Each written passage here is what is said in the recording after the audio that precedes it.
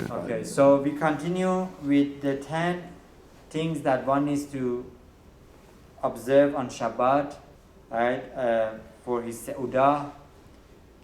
And now we're going deep into these 10 things brought in Zohar HaKadosh, Parashat Erev, Daf, Ein Resh Bet Amud Bet. Vesarich Lazhara Alehu. And we need to go back and explain each one of these 10 things, says Zohar HaKadosh. Uletagana lon baraza gadisha. And we need to understand that all of these 10 things have a sod, has a secret in them, right? That is the sod of Malchut. That there is a secret that can connect us with the utmost level of serving Hashem, right? Dehi kelula me'eses sefiran. That all these 10 things are corresponding to the 10 sefirot. Right? To the 10 sefirot. Dehu patura de Beruchu misitra digbura. Vehi nigraat shulchano shel HaKadosh Baruch Hu misad hagevura. And these 10 things refer to different things that HaKadosh Baruch Hu in a spiritual world Hashem has, right? On his table, Hashem has a spiritual table, right? That you could find these 10 things, right? On the north, on the east, on the south, and we're going to talk about that. The whole shulchan, the whole dining table of Shabbat refers to the Gevurah. So Zohar HaKadosh is going to talk about that. That's why the Shulchan in the Mishkan and the Beit HaMikdash was placed in Safon. And also Gevurah is in Safon. Safon is in north. Right? Ubegin kach ugmua Rabbanan. Because of this, our Chachamim established, right, Shulchan the Safon. What does it mean the Shulchan's in the Gevurah? Huh? What does it mean the Shulchan's in the Gevurah? So, Shulchan is corresponding to the Midah of Gevurah. What does that mean? We're going to talk about that. Gevurah means din. Gevurah means judgment. Right. Okay? So, Shulchan, where HaKadosh Baruch Hu is giving us the blessings, what do you have on the table? You have food, you have blessings. Yeah. There is strict judgments. Should this person receive this? Parnasa, should he receive it? Right? Maybe he shouldn't receive it. That's why Shulchan, right, one who needs Parnasa, he needs to work hard, and that's why Parnasa is compared to Kriyat Yam Suf, opening of the Red Sea. What do you need to do? You need to be mematek. You need to sweeten these judgments. So Zohar HaKadosh is going to teach us. How do you sweeten the judgment? We're going to learn. You wanna get good parnasa? Yeah, we're going to learn very practical lessons tonight. That Be'ezrat Hashem, these lessons will enhance our lives, right? Our parnasa, right? So how do you sweeten these judgments? We're going to see, but to make it short, all the things that Zohar HaKadosh is teaching us will sweeten these judgments. Right? By Netilat Yadayim, you're removing the Ruchot Ra'ot. You're removing all these impure spirits that are causing you judgments. They go in front of Hashem and they prosecute Yehudim. So you remove them. They are not there anymore. Right? When you have Chos Yain, you have the cup of wine, you're supposed to add water to it. Yeah. Yain is din, water is rachamim. So you mematek, you sweeten the judgment by adding water. Right? When you say Divrei Torah is chesed. Right? Divrei Torah is on the right side. Luchot was given, Zohar HaKadosh is going to talk about that. Right? And on the right side, right? Moshe Rabbeinu, right? Held it on the right side, right? We are supposed to do mitzvot with our right hand. So by the right hand you pick up the kos, you keep up the you pick up the cup, so you sweeten the judgment. When you say Divrei Torah, you sweeten the judgments, right? A lot of things over here, right? So Zohar HaKadosh explains, כדי להבן מאמר הבאה נעתיק וזוהר הקדוש ולמה דווקא הידיים נטמעים ולא שאר איברים. Now, why the hands we need to make netilat yadayim? To make it short, because hands are always moving around, right? You scratch your head, right? You clean your nose, you clean your ear, and all these things would bring impurity, spiritual impurity. Or you come to touch a dead animal, so the hands are become impure as well as the whole body. But hands are more into these touchings. So one is to make netilat yadayim. So Zohar HaKadosh says, Chad netilat yadayim, one of the things of netilat yadayim is, of the asarat devarim, is that we need to wash our hands properly. When we need to wash our hands properly, is that we need to use enough water. Each time that we pour water has to be enough water, at least revit, right?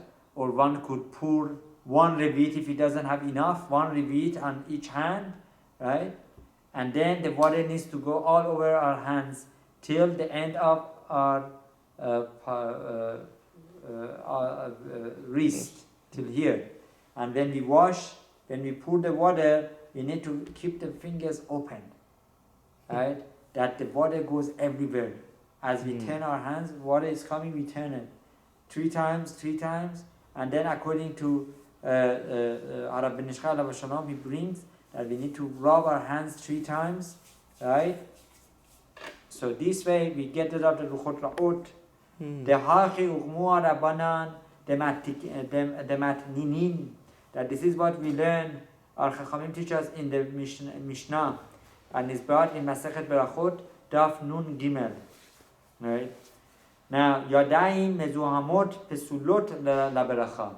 If one's hands are impure, is pasul, is forbidden to use that hand to say beracha. Or if a person is stuck in a place, doesn't have water to wash his hands, so halacha brings, there are certain things you could do. One of the things you could use a mappa, you could use a handkerchief, you can use a napkin or something, holding the bread and eating it. What if you keep it in a plastic bag and kind of open it without touching with your hands? Yes, same thing. Yeah, plastic bag, same thing. Okay. But I'll try and then to. you have to cut the bread and give it to the rest of the table. How are you going to do that? If you don't have water around. If you don't have water. So you need to use a glove, or you need to use something not. Oh, with a napkin you pick it up. You tear the part. Yeah, but this is not the best thing. Always to do. I was just thinking. Yeah. Begin the inun sheniyut letum'ah. Lefi shayadayim mezuhamot hem sheniyut letum'ah. Because when the hands are not clean, then they become sheni letum'ah, right? So there are kelipot, there are impurities on the hands. Ve'amar deihu shakelipa be'asmahi avatuma. The actual kelipa is the avhatuma, is the first level of impurity. Your hand becomes second level of impurity. Deihu rishon sheur rishon atuma ve'azu ose sheni becholgin shehu be'sira ve'al kol hayadayim שבחינתם משם נטמעים וכל זה שהידיים נקראים שנשניות. So explanation is, in short, your hands that are not cleaned properly, right, are sheni, right, still can influence others with impurity and yourself.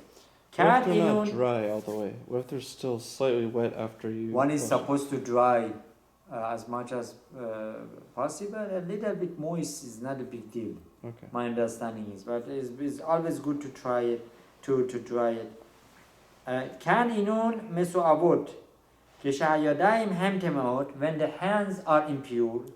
Vechad inun tehorot aval keshayadaim hem tehorot achash natan yadaim inun sheniyot laberacha az hem sheniyot laberacha Yivracha lo shayla ella al atar ki ena beracha shore ella al yadayim teoro. That really the blessings that you want that comes upon you, right, comes through the hands, are through the hands that are clean, right? So you just giving a blessing, right? You blessing Hashem. If the hands are not clean, the blessing is not there, right? So we need to make sure that the hands are clean. Kana de you ish tahor. Ish chesed, sharaya. Now, this is the piece that is not brought in Chok Israel, so this is going to have a lot of explanation here. So we go back to the Zohar HaKadosh that is brought in Chok Israel, that is shorter, that we can cover all these 10 things. So we spoke about Netilat Yadayim, right? Now, the number 2 is that we need to have 2 kikarot of Shabbat. We at least have to have 2 loaves of bread. Why is that? Says Zohar HaKadosh, De'inun remizin bitrei luchei de oraita. This refers to, as we mentioned in the previous class, that this refers to the Shete Luchot. Shete Luchot Aberit, Shem Remuzim B'Shanei Luchot HaTorah. The two stones that contain the 10 commandments. Right? Number 3 is the next one is that one is to have enough food for shalosh, for 3 seudot. Right? Lemechal telat seudat b'Shabbat, in order that he should have 3 meals on Shabbat. Kama ukmu arabanan dematnitim, as our Chachamim teach us in Mishnah, Masechet Shabbat, Daf Uf Yud Chet Amud Aleph. Damar Chad Minayhu, that over there, one of the Chachamim teach us, Yehe Chalgi im Gomrei Shalosh Seudot b'Shabbat. Right? Lehorot the inun shelimu the shiv'a berachot the siluta the ashlama behon deser. Now this is very interesting. How many blessings are in Tefillat Shemoneh Esrei on Shabbat? Who remembers? 19. 19 is during the weekdays. Oh, on Shabbat. Very good. Oh, 10, 7 or 10? 7. 7, right? Very good. Yeah. Arvit 7. Shacharit 7. Musaf 7. Right? Yeah. Mincha 7. If you have 3 seudot, then the 3 seudot with the 7 blessings that you say in your tefillah makes it 10. What 10 reminds you of? 10 sefirot. Oh. 10 sefirot. Right? The 10 levels, spiritual levels, sefirot. Whereas the oneg, and says Zohar HaKadosh, right? When you have that, you have oneg Shabbat. Mm-hmm. You need to have Sauda, and you need to have your you need to make sure that you're not hungry, you have good food. How do you see that? The sod of oneg, the pasuk says in Bereshit, unbelievable. V'nahar Yosef me'eden la'ashkot et Hagan, that there was a river that would go out from Gan Eden, from Eden, in order to water the garden. Why do we need to know there was a river? So one of the reasons is because over here Sharamuz Milat Oneg Berashe Tevot Na'ar Eden Gan. If you look at the pasuk, you find over there says Nahar Eden you have Nahar, and then you have Eden, and then you have Gan. So the first letters, right, would make it Oneg. Right? Ain of Eden, that's O of Oneg. Nun of Na'ar is the Nun of Oneg, and the Gimel of Gan. So from here we learn that one needs to have Shalosh Seudot in order to add to the Oneg Shabbat.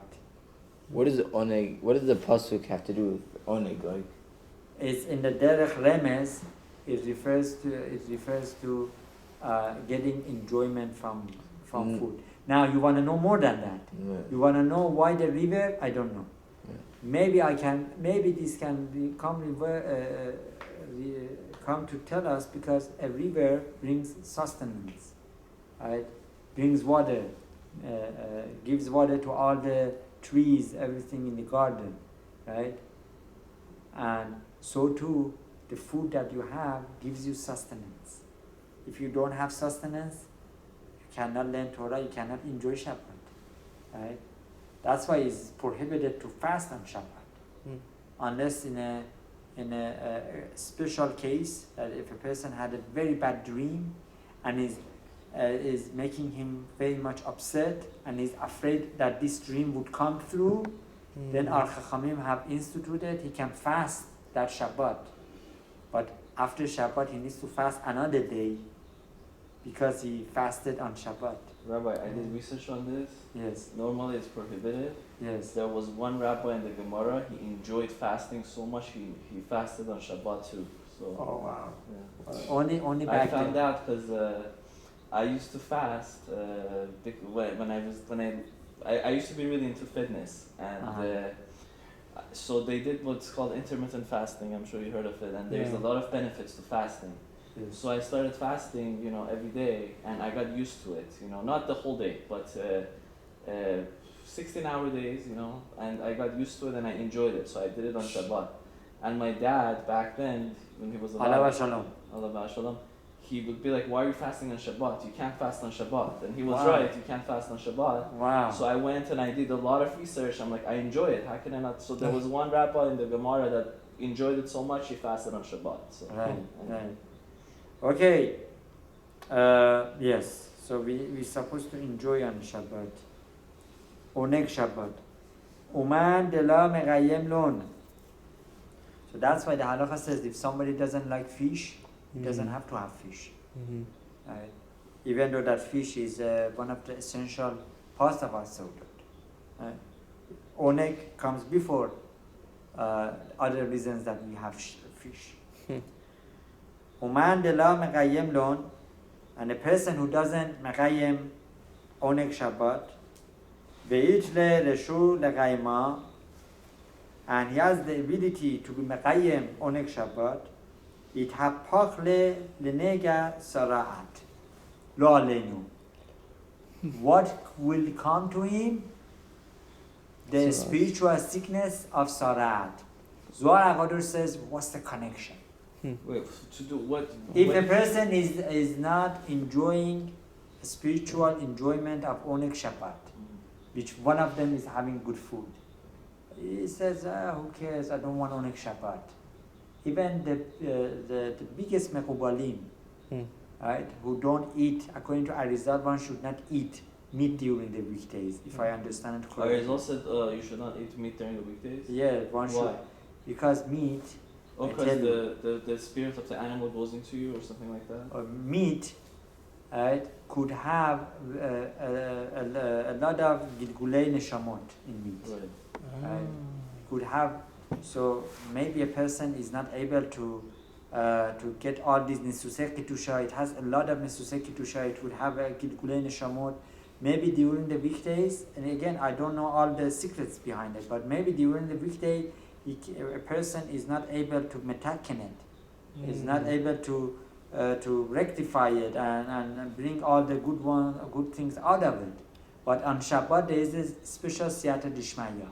There is a special heavenly help that comes help you. One could have it on Shabbat, right? And they say it's very interesting. They say the food that a person has during Shabbat, right, will not go to Sitra Akhra, will not go to Samech Mem and the impure powers, right? During the weekdays, yes. What if they let's say they overdo it, it become like Good question. Baltava, I had that question. you know. I don't know. I believe overdoing is always the problem. I mean, we're That's why talking you have about Shabbos candles so you can see, so you don't overeat. Okay, so this is another one. Now let's go. Tinoch Arabi. What is the fifth one? No, sorry. Tikun Arabi به سعودت شبت هو دهنها پتورا دمنترا لعیر شلخان. So another one was that one is to make sure that there is enough nerot. Kama ughmu qadma'in. Right? As this is explained in Masechet Menachot, right? Refers to Beit HaMikdash. That Shulchan beSafon uMenorah beDarom. That Shulchan, where the bread was on the north, and the menorah was on the south. Right? To come to tell us that there was the ore of menorah coming from south to the north. So too we need to make sure that we have enough light by our Shabbat table. Right? Upatura de gursha beruchu hache ufatura de gursha beruchu hache sericha lemechvei. And so too the Shulchan of HaKadosh Baruch Hu, the spiritual dining table of Hashem, right, had that level comparable to the level of the Beit HaMikdash Shulchan, right, in the same location, right, of the Safon.